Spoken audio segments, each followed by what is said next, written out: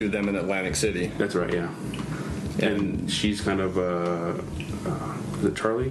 She showers up and then she becomes Charlie. It shows her dyeing her hair. She cuts her hair and does her makeup and does the raccoon eyes and the lipstick, and she's got the short blonde hair. And then and Mitch wakes up and is surprised to see Charlie and not Samantha anymore. And then that's when he actually accuses her of, he's like, I don't think Samantha was really a cover. He's like, that whole thing had to come from somewhere. Mm-hmm. And then she's like, what are you talking about? Samantha's dead. And then I think before he sees her, he actually sees a ripped up piece of a picture from her family picture with her daughter and her husband. And he actually takes it and puts it in his pocket. And then I think she tries to have sex with him. She tries to seduce him into helping her out. Yeah, because she's like, you want to make sure, you want to bury Samantha, you want her to never come back. Yeah. And and he's smart enough to see right through that one. And then she leaves, right? Because they have that conversation about, this is why you want to kill Samantha, and he shows her the picture of the daughter. That's right. And she's like, fuck this, I'm out of here. Mm-hmm. And she goes walking down the street and ends up running into another hitman. Yeah, exactly. That's what happened. Yeah. Who forces her into the alley, and there's a lot of really, really funny back and forth between her, because he's trying to act all tough and everything, and she's just not buying it. Yeah. She's not scared. Yeah. And there's a great line where she's like, oh, why don't you just get out of here or whatever, and the guy's like, hey. He's like, he comes up to her and he's like, hey, do you want, are you looking for some company? And she's like, no, I'm saving myself to get raped. To get raped. Yeah. And then he gets her in the alley, and he, she's not buying him. And he tells her, hey, this is a big fucking gun. And then that's when Mitch comes in with like a big 357. She thinks that he had been hired by somebody. Mm-hmm. He was hired by Perkins, who was the guy that ran the branch. The CIA branch, or whatever secret operation they were running that she was part of. Yeah. Yeah, so Perkins wants her dead. That's where the hitman comes from. That's when she's like, oh, something's up with Perkins. Yeah. And, because they're trying to kill her. Yeah. Because she talked to him last. Yes. About where she was. Yeah, she told him, turn on the news, and she talked about the farm where Daedalus was killed and all the other guys. So they knew where she was, and even when the guy shows up, she's like, oh, that was quick. Yeah. But he has the gun on her, and then that's when Mitch comes in with the 357 and says, oh, this ain't no ham on rye. And she's like, oh. She's like, what are you doing here? And he's like, oh, I'm saving your ass. I would have been here sooner, but I was too busy thinking up the ham on rye line. And then they're kind of bickering back and forth, and the hitman is still there. And he's like, hey, come on. This is still a big fucking gun. Yeah. And she just grabs it, kills him. Or no, she doesn't kill him. She turns around to shoot the two guys coming up the alley after them. And they shoot him. She uses him as a shield, which is a really great... It's like a really quick but really good action sequence. Because he gets shot and she kind of falls down with him, using him as the shield still, shooting at the other two hitmen coming down the alley. And I think there's a guy behind her that ends up coming in again, too. And she kills all them really quick. Yeah. And it's just like, oh, I'm out of here. And then that's when her and Hennessy or Mitch get in their car. Yeah. Right. And they take off, and then they talk about New Jersey. Yeah, and that's when Mitch talk is shit like, on New Jersey. Yeah. He's like, millions of people trying to get out of New Jersey a year. He's like, they're still here. The whole population. Yeah. And then he's like, talking to Charlie, right? Yeah, that's Charlie. Right. She won't forget her name. And he's like, you keep on saying I this and I that. He's like you don't need me anymore. She's like, you're right, I don't need you. And she kicks him out of the car as they're driving, and then he's just on the ground, and then he pulls out a cigarette and lights, and he's just laying there as the cars drive by. Waiting for her to come back. And then she pulls, and she goes around the block and pulls up. She's like, give him the car. And then he's like, okay. And you see him kind of go, ugh, and get up, and he's like, all right. It's not of a use for me, huh? Yeah. And then they take off. And she has... this is another thing that the Born Identity had. She has like the safety deposit box somewhere that's got the money and passport and IDs and everything to get away, and she needs his help to get it. Yeah. But the key is on the charm bracelet that she had, that she mentions early on, and she gave to her daughter before she and Mitch took off. So she says, we need to go get it. And so they end up back in. I'm not sure where exactly that was. I don't know if that was Pennsylvania. They end up back there where the movie starts. Yeah, their house, right? Yeah. I'm not sure what state that was in. I want to say Pennsylvania, but I could be wrong. Yeah. They end up back there because she needs to find the charm. Yeah. And she jumps out of the car, and there's a good scene between her and one of the students. Yeah. She's like, I told you if I find you the cigarettes again. And then like he pisses his pants.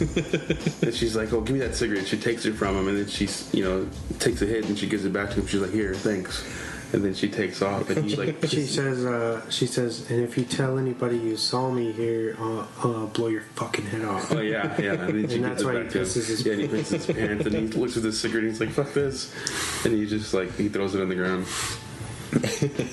And she tells Mitch, honk if there's any trouble. Mm-hmm. And she goes into the house and looks for the bracelet, and she finds the bracelet. And then there's like a weird sequence where it's almost like she's considering taking out the daughter simply because that was something that linked her to Samantha. Kind of a hindrance on her in her judgment, really. Yeah, and I don't know if I'm reading that scene wrong, but she puts her in the sights of the scope of the rifle that she has, and it's almost like she's considering possibly doing that. Yeah.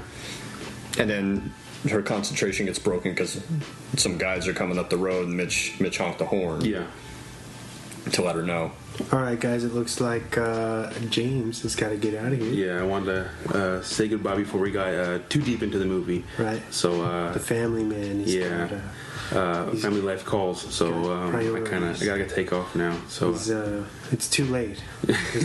He's got bedtime. Yeah.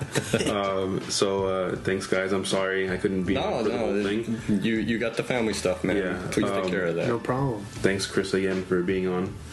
Dude, I just want to say, hey, with what has happened over the last couple of months with me, I just want to say, I really appreciate all the love and support, man, and thanks for having me on, because this is something I always look forward to doing. Yeah. And we like having you on. Thank you. I like being here.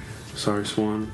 It's all right, man. I'll see you Saturday. We'll be talking about your film next, because this was Chris's pick, so technically it's still your pick next week. So Friday the 13th, the remake, right? The remake, yes. Cool. So see you guys later. All right. Bye. Until next time. See ya. All right, and we're back without James. Unfortunate. Well, we'll wrap this up shortly. Yeah. So where were we, man? She goes back to get the bracelet. Okay. And then there's a pretty fun action scene where she's on the roller skates. Not the roller skates, the ice skates. Mm-hmm. Going across the frozen pond. Because they've already surpassed her. Mm-hmm. So she puts on the skates to kind of glide next to the road that they're having the car chase on. And because she's a good shot, she's able to take out the first car, which they plow. They end up coming onto the ice, and she takes them all out in a row. Yes. And the car kind of glides to the side, real cool. I love that shot. And then Mitch picks her up. Yeah. And then they leave, and unbeknownst to her, Timothy shows up at the church where her daughter is in the Christmas pageant and kidnaps the daughter. Mm-hmm. And then immediately calls Samantha, not Samantha, but Charlie now. Mm-hmm. Immediately calls Charlie and says, "Hey, I have your kid. You need to call me here. I don't want to talk on the cell phone. Or you be at this motel at this time, and I will call there." And they don't know what to do.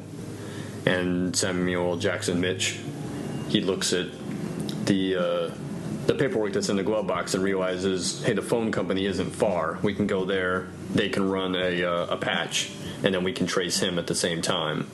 So they go there. They kind of hold the people in the phone company at gunpoint and say, run a patch for us and then trace this call when it comes in so that they know where he is. And they find out that Timothy's in Niagara Falls.